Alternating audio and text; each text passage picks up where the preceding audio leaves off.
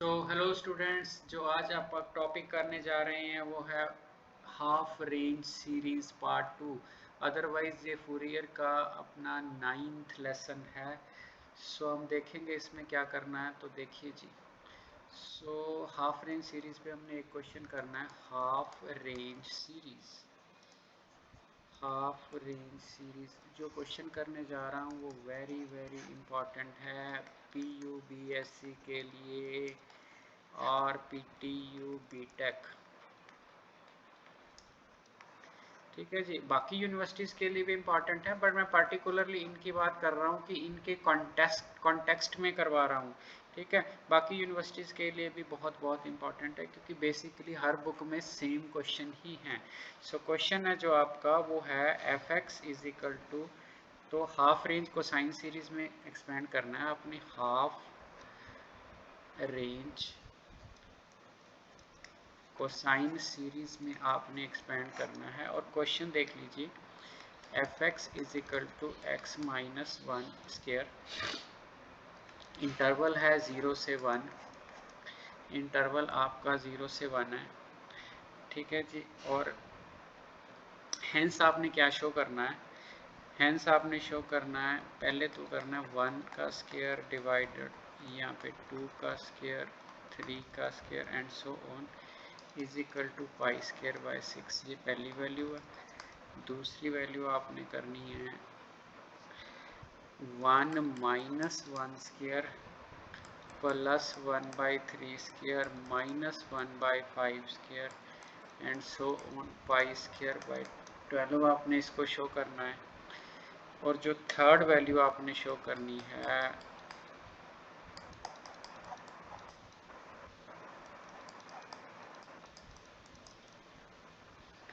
1357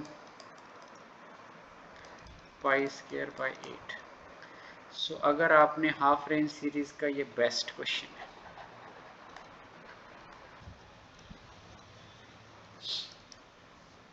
so half range series के लिए ये बेस्ट क्वेश्चन रहेगा आपका। ठीक है जी, सो अभी आपने क्या करना है ध्यान से देखिए। सो पहले तो उसने कोसाइन सीरीज बोला है। अब ना सबसे पहला हिंट हम कलर चेंज करेंगे, पहले तो हम करेंगे। सो सबसे पहले हिंट ये, it means change of interval. ठीक है जी, जब आपका चेंज ऑफ इंटरवल होएगा तो हमने कॉस सीरीज कैले लिखनी है fx is equal to a naught by 2। फिर हमने क्या करना है, फिर हमने डालना है समेशन n 1 से इन्फिनिटी, यहाँ पे हमने डालना an, यहाँ पे cos n pi x by L डालना है हमने। सो इस सीरीज, ये आपकी कोसाइन सीरीज बनेगी। अब आपने ए एन निकालना है।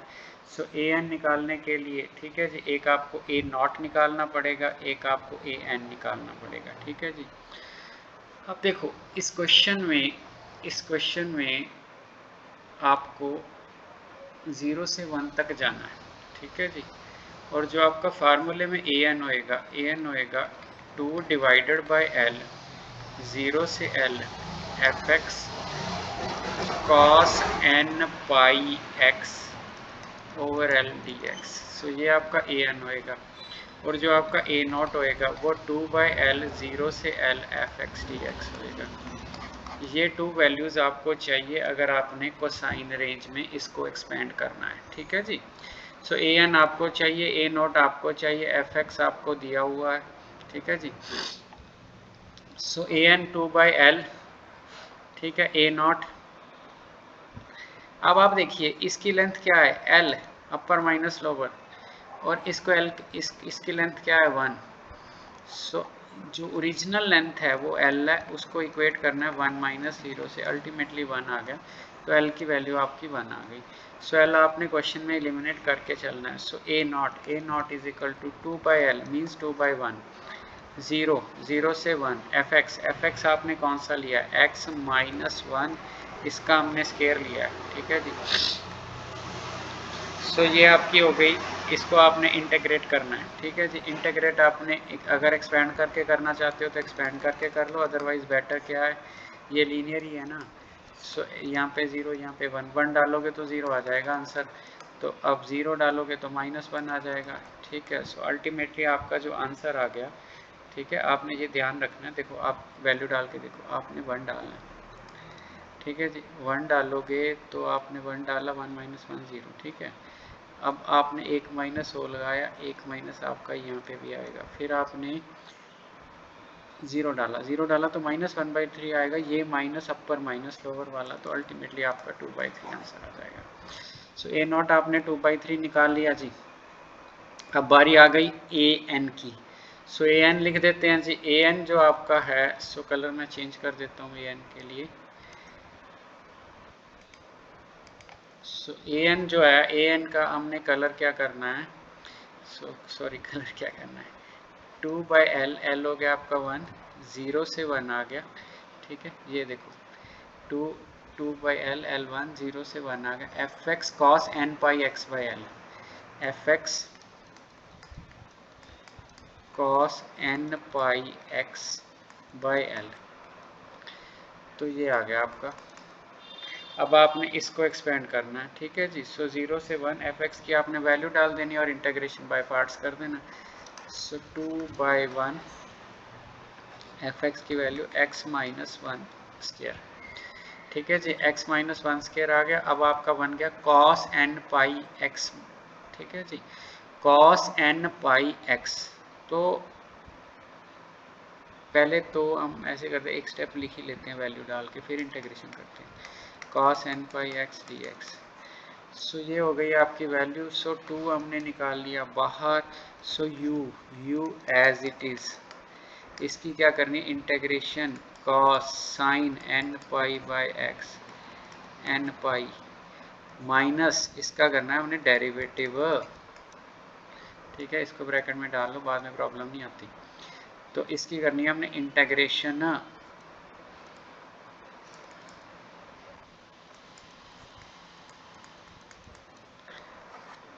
ठीक है जी। सो इस ब्रैकेट की पूरी इंटीग्रेशन करनी है। सो ये हो गया। फिर हमने प्लस लाना है, अल्टरनेटिवली चलना है ना, तो इसका करना है डेरिवेटिव, 2 आ गया। सो इसकी करनी है इंटीग्रेशन,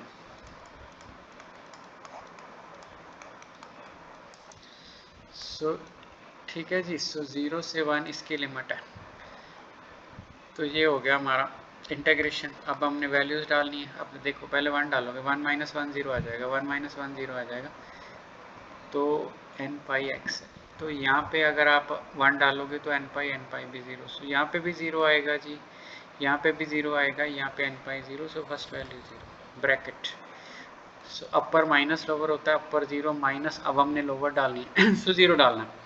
सो साइन एन पाई खत्म हो जाएगा जी, ठीक है। 0 डाले पे यहाँ पे आपको बचेगा, साइन पाई खत्म हो जाएगा, यहाँ पे भी खत्म, यहाँ पे भी खत्म। सो ये बचेगा, ये क्या बचेगा, अब आप ध्यान से देखो इसको, ये दोनों मल्टीप्लाई करोगे तो टर्म तो प्लस में है ना, तो प्लस में है तो हमने क्या करना है, ठीक है। सो ये टर्म है आपकी, तो आपने 0 डालना है, तो cos 0 तो 1 हो जाएगा। तो ध्यान से देखिएगा, ठीक है। आपने क्या डालना है, आपने यहाँ पे 0 डालना है। तो जब आप 0 डालोगे, ये माइनस, ये तो प्लस हो चुका है, ठीक है जी। ये माइनस अपर माइनस लोअर वाला है, ठीक है। तो अब आपने क्या करना है,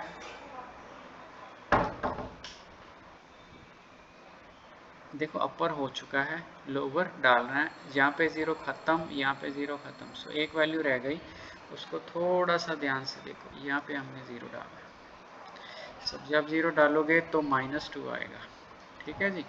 ये माइनस प्लस हो चुके हैं, cos n पाई, ठीक है। 0 डालो cos 0 1 आ जाएगा, n स्केयर पाई स्केयर बन जाएगा आपका, ठीक है जी। सो इस वैल्यू को हमने ध्यान से देखना है। सो 4/n स्केयर पाई स्केयर, तो 4/n स्केयर पाई स्केयर आपकी वैल्यू बन गई। इस वैल्यू को हम देते हैं an।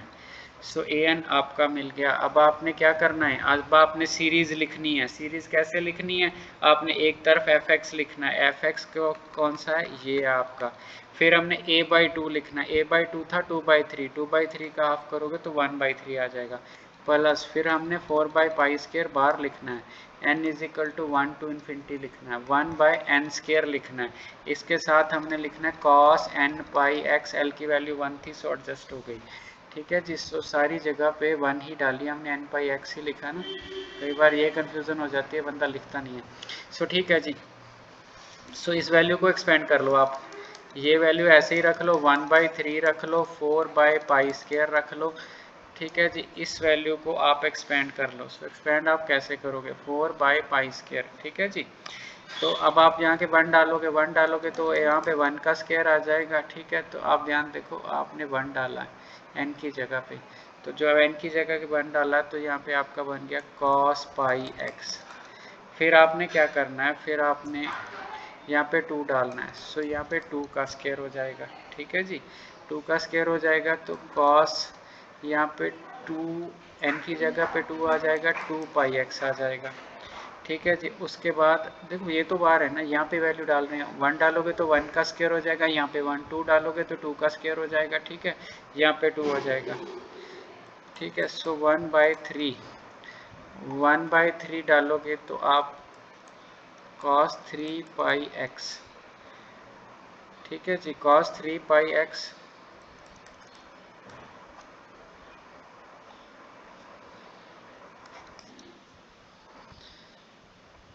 ठीक है जी। सो ये वैल्यू हो गई आपकी। सो अब इस वैल्यू को हमने हैंस शो वाला पार्ट में करना है, तो वो देखिए आप क्या करना है। तो जो आपका हैंस पार्ट है, एक्स लाइज बिटवीन 0 एंड 1। ठीक है। सो आपका 0 पे बन सकता है, 1 पे बन सकता है, इनकी मीन पे बन सकता है, बट डिसकंटिन्यूटी तो है नहीं कहीं पे। ठीक है जी। सो अगर आप देखोगे, सो इस फंक्शन को, तो पहले आप x0 ट्राई करो।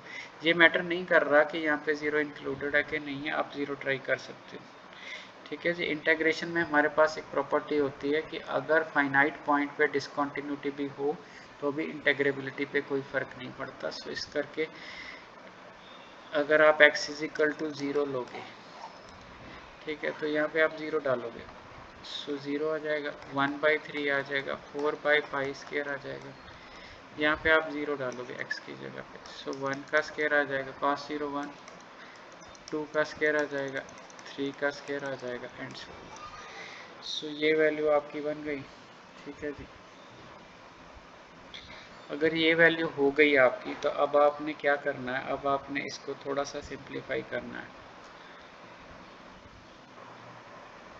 सो सिंप्लीफाई कैसे होएगा, हमने ये देखना है। ठीक है जी। सो देखो, इसको कैलकुलेशन करके देखो, हमने जो बनाना है ना उसको देखो। आपने पहले तो यहाँ पे 0 डाला, 0 डालोगे, सॉरी मैंने 0 डाला, 1 का स्क्वायर तो पड़ा है, 0 - 1 इसका स्क्वायर, तो ये 1 हो गया, 1 - 1/3 हो गया। ठीक है जी।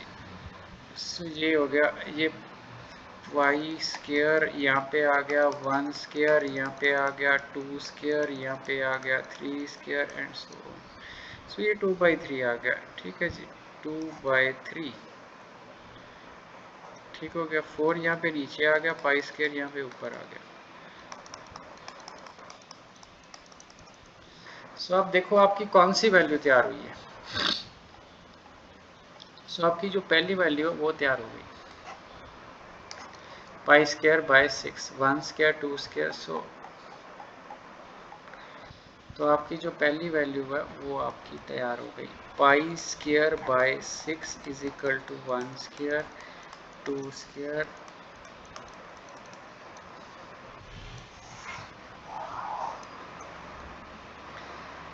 ठीक है जी। सो ये आपकी वैल्यू तैयार होगी। तो इसके बाद आपने x is equal to 1 try करना है। अब f is equal to 1 try करोगे तो 1 - 1 का स्क्वायर है तो 0 हो जाएगा। ठीक है जी। सो 1 - x है ना, x - 1 से, सो ये आपका 0 हो जाएगा। फिर आपने यहाँ पे 1 डालना है, cos π - 1 cos 2π 1। सो ये अल्टरनेट साइन चलना शुरू हो जाएगा। सो अल्टरनेट साइन कैसे चलना शुरू हो जाएगा, 1/3 4/π²।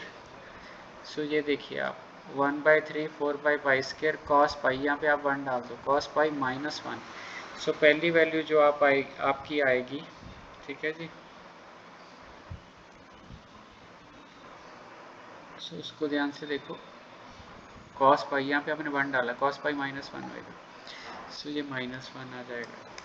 अब दूसरी वैल्यू देखो, दूसरी वैल्यू आपने यहाँ पे पाई डाला है तो cos 2 पाई, ठीक है जी, cos 2 पाई 0 होता है, सॉरी cos 2 पाई 1 होता है, तो ये आपका 1 आ जाएगा, ठीक है जी। सो इट मीन्स यहाँ पे आप लिखोगे 1/2²। अब फिर आ जाएगा 1/3², क्यों cos 3 पाई, 3 पाई मीन्स अल्टीमेटली cos पाई -1, सो 3², तो आगे वाली वैल्यू आ जाएगी एंड सो ऑन। सो ये आपका बन जाएगा, ठीक है जी। सो -1/3 यहाँ पे ले जाओ, नेगेटिव आप बाहर निकाल दो, सो 1 -2², 3² -4², ये आपका बन गया, माइनस से माइनस कैंसिल कर दिया आपने, सो π²/12,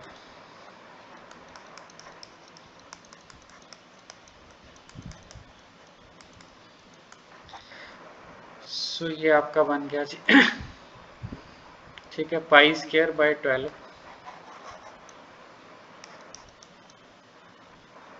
तो सेकंड पार्ट भी मेरा ख्याल है आपका हो गया, वाकई सेकंड हो गया, ठीक है। अब थर्ड में क्या करना है, ठीक है, तो आपका सेकंड हो गया, थर्ड हो गया, π²/12 हो गया। अब तो आप देखो यहाँ पे 1/2² प्लस में आया है, यहाँ पे माइनस पे आया है, यहाँ पे 4 भी प्लस का है, यहाँ पे माइनस का है। जो आपने थर्ड चीज़ प्रूव करनी है उसमें कोई भी टर्म इवन नहीं है। देखो आप इनको ही ध्यान से देखो, देखो अगर इसमें ये है, इसमें ये है, इसमें नहीं है, इट मीन्स अगर इनको ऐड कर दूं तो ये वाली चीज़ कैंसिल हो सकती है। इसको अब इसके आगे जो आएगा वो 3 है, 3 के आगे 4 आएगा, 4 के आगे 5 आएगा, 5 वाली ये, इट मीन्स अगर आपको क्वेश्चन में 1 चाहिए, 3 चाहिए, ठीक है जी, उसके बाद देखो 5 कट जाएगा। तो अगर आपको ऐसी चीज़ चाहिए, यहाँ पे मैंने गलत लिख दिया मेरा ख्याल है, जो ये मैंने शो करना था ना, पहला पार्ट था 1, 1/2², 1/3², ठीक है जी, तो यहाँ पे मुझे लगता है 1/4 आना था, क्योंकि अल्टरनेटिव माइनस प्लस माइनस चल रही है ना, ठीक है। तो 4 कैंसिल होएगा 5 का स्क्वायर, ठीक है, तो अल्टीमेटली 5 कैंसिल हो जाएगा, सो 2 कैंसिल हो जाएगा, 4 कैंसिल हो जाएगा, 5 2 टाइम्स हो जाएगा, 6 कैंसिल हो जाएगा। सो बेटर है कि हम इनको ऐड कर लें। सो ये आपने एग्ज़ाम में सोचना है, ठीक है, कि क्या आप कर सकते हो ऐसा। सो यहाँ पे आपने 1 डाल देना, यहाँ पे आपने 2 डाल देना, सो एडिंग 1 एंड 2। सो जब आप ऐड करोगे तो आपके पास एक सिचुएशन तो हो जाएगी π²/6, दूसरी हो जाएगी π²/12, इधर 2 टाइम्स हो जाएगा, किसका 1 + 3 का स्क्वायर + 5 का स्क्वायर, इवन टर्म्स आपकी कट जाएंगी, ठीक है जी। सो अगर आप इनको ऐड करोगे, ठीक है, तो यहाँ पे 12 आ जाएगा, 2π² + π² आ जाएगा आपका। सो ये 1 + 3² + 5² एंड सो ऑन, ठीक है जी। सो 3π²/12/2, ये भी इधर ले जाओ, 1 + 3² + 5² एंड सो ऑन। सो अगर आप इसको ध्यान से देखोगे तो 3 यहाँ से कैंसिल हो जाएगा, सो बन गया आपका π²। लो जी, खुश हो जो, आंसर बन गया थोड़ा, ठीक है जी। सो फटाफट थोड़ा आंसर बन गया तो देखो, ठीक है जी। सो जे थे तक पहुंच गए है ना, यहाँ तक पहुंच गए अगर आप, ठीक है, तो ये आपका क्वेश्चन हो गया। सो अब तो बनता है कि आप इसको शेयर करो, ठीक है जी। सो ठीक है जी, थैंक यू, आगे देखते हैं फिर।